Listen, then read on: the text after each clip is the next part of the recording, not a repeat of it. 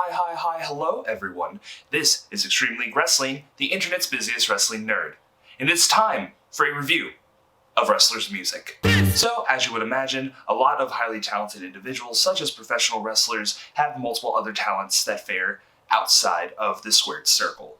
So today, we're going to review them. Let's go! Fozzy was originally formed in 1999 with Rich Ward and Chris Jericho, which the inception of the band's career saw them start out as an Ozzy Osbourne cover band. But Fozzy Osbourne would soon drop the Osbourne of their name and start producing original music. The band currently has 8 albums to date, with their new record, Boombox, coming out in May of 2022. Their biggest song to date is of course Judas, which is Chris Jericho's theme song for AEW. And I have to say, when doing research for this video, Fozzy for some reason had the deepest lore of any band I've seen for this list. Let me explain. You might think Chris Jericho is the frontman of Fozzy, but that is incorrect. The real frontman of Fozzy is named Moon Goose McQueen. Jericho's out here keeping it kayfabe on stage, with Moon Goose McQueen not acknowledging that Chris Jericho and Moon Goose McQueen are the same person. Yo, screw the Painmaker, screw the Lionheart. Moon Goose McQueen is the best version of Chris Jericho, and I will hear nothing to dispute that. But enough about the Ayatollah of rock and roll as actual rock band. How's the music? This is boomer dad rock music. I don't know how else to describe it. By far, while listening to this, you can tell that Chris Jericho and the rest of the band has their roots in Ozzy Osbourne, Pink Floyd, and Led Zeppelin. And they really don't just wear their inspirations on their sleeve, it's more so right on their face, kind of like the Painmaker makeup. While yes, I do believe that Judas is their best album by far, at the end of the day, if you don't like that Red State Rock Festival, Five Finger Death Punch, Greta Van Fleet retro style of rock and roll, Fozzy may not be for you. They're perfectly competent in what they do. It's fine. If my father wanted to go see Fozzy, I'd tell him to put on his jorts and his white Reeboks, turn off the grill, and let's get in the car and go. But overall, Judas is a banger, also their song Painless is halfway decent. While Chris Jericho is a Hall of Fame level wrestler, we personally did not get much out of Fozzy's music as a whole, so it's kind of a meh out of 10 from us.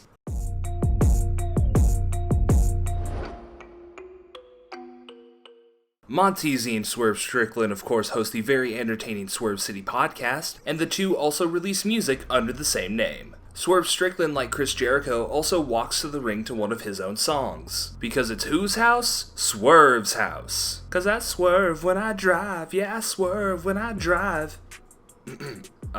Sorry. I do have to say, with Swerve City, I did enjoy more of their music catalog than I did Fozzy's. And there's no Marty and Sean comparison here, with both men handling the mic extremely well. Songs such as Haters, Dope, and Starship Enterprise showed the diversity of the two and proved that they don't have to stick in one genre. If you're looking to check out Swerve City, I highly recommend their 2020 album GPS, or their newest album that came out in March of 2022, Tears.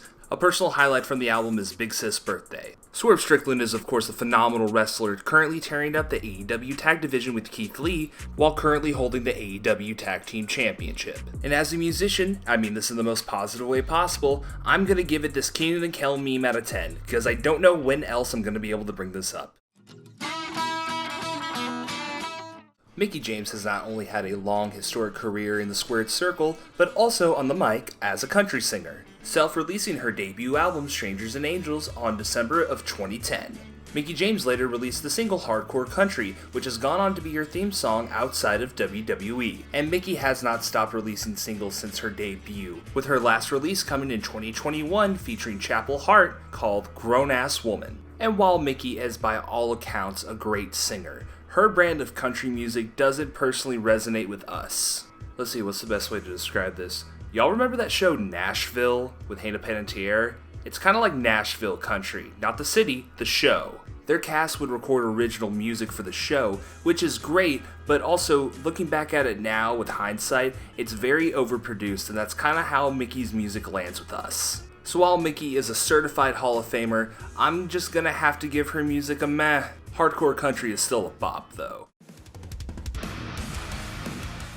Brody King is not only a card-carrying member of the House of Black, but he is also the lead vocalist for hardcore band God's Hate, co-founded with Colin Young of Twisted Tongues. The band takes heavy inspiration from the late 80s to early 90s hardcore scene, and after listening to their 2021 self-titled album, it's clear that they were inspired by the same musical generation that brought us bands like Hatebreed. Railing against religion, politics, the government, and frankly just general stupidity, the members of God's Hate have the toughness to back up their brutal music and lyrics. Now, we are children of the Warped Tour era of music, so with our own biases, we were drawn more to this band than really any other than we cover in this series. So if you're really into hardcore, screamy, angry punch-a-hole-in-the-wall music, God's Hate just might be for you. Standout tracks include Number 1, Be Harder, Finish the Job, and God's Hate. Brody King is really one of the biggest rising stars in AEW, and his music's not bad either. And we're gonna go ahead and give God's Hate an all-black hardcore show outfit out of 10.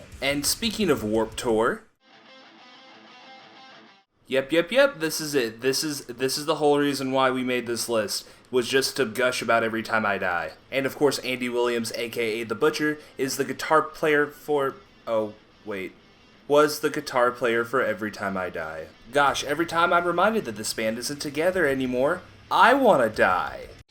Oh, brother, this guy stinks! These absolute legends of the metalcore scene were together for a beautiful 20 plus years. And while by no means were they the biggest band in the scene, they were the most consistent band in the scene, coming out with banger after banger after banger after banger. Aside from the musical accolades, Every Time I Die was such a staple of Buffalo, New York. Giving back to their hometown in any way possible, the group was honored by the Buffalo Music Hall of Fame by being inducted in 2019. It was honestly extremely sad to see one of our favorite musical groups break up like they did, right after putting out what we think is one of their best albums. And oh, if you need recommendations to check out Every Time I Die, we got you covered. Here are our top 5 Every Time I Die songs. What? Am I doing another video inside of a video? Yes, okay, it's Videoception. Just let me do this. Let me have this. It's my channel. In no particular order, you should really check out Werewolf off of their album The Big Dirty. Kill the Music off Gutter Phenomenon sees them team up with Gerard Way of My Chemical Romance fame. The New Black is also a fantastic banger off of this album. The Lone Road is a highlight off of their album X Lives. And their very last album from 2021, Radical, has so many good songs on it. Postboredom, Planet Sugar Honey Iced Tea, and AWOL are the tightest the band has ever sound. While yes, the band is over now, and I'm thankful we get to see Andy Williams every night on AEW Dynamite,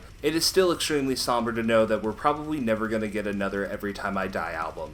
Rock on, boys. And that is going to be it from us here at Extreme League Wrestling. Make sure to give us a like, subscribe, and comment if you want us to do a part 2. This has been Extreme League Wrestling, and we'll catch you next time.